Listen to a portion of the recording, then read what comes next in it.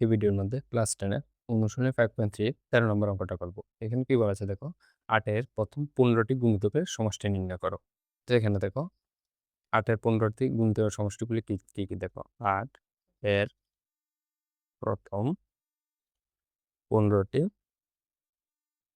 গুণিতকের গুণিতক 8 এর 15টি গুণিতক গুণিতক দিয়ে একটা দাগ দাও। গুণিতক মানে কি দেখো, 8 এর সাথে 1 এর গুণ করলে 8, আবার 8 দুগুণ কত 16, ঠিক আছে।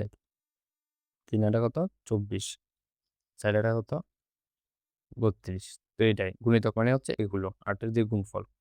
1 দিয়ে গুণ করলে, এর 2 দিয়ে গুণ করলে, এরপর 3 দিয়ে গুণ করলে, এরপর 4 দিয়ে গুণ করে dot dot dot dot dot 8 কে কত 15 দিয়ে গুণ করলে মানে 15টি, তাহলে কত 8 15 কত হবে 120, ঠিক আছে। এতটুকু পর্যন্ত তাহলে কি গুণিতকগুলি কি হয়ে যাবে 8 16 24 32 dot dot dot dot dot dot কত 120। তো এখানে এখানে এখানে a is equal to কত, a is equal to 8।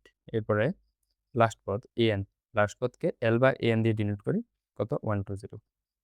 আবার এখানে n এর ভ্যালু কত, এটা কত নাম্বার পদ 15 নাম্বার, কারণ হচ্ছে 1 নাম্বার আর এটা হচ্ছে 15 নাম্বার, ঠিক আছে। তাহলে 15 নাম্বার পদ। তাহলে sn is equal to কি হয়ে যাবে, sn is equal to কি, ফর্মুলা কি n/2 a প্লাস an, ঠিক আছে।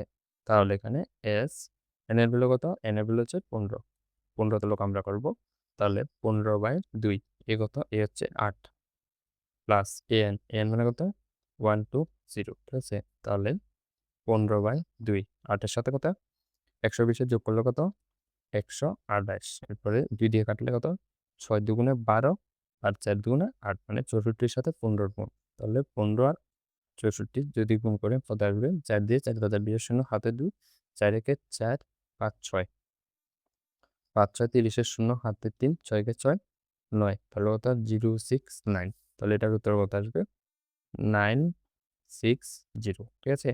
অ্যান্সার হয়ে যাবে।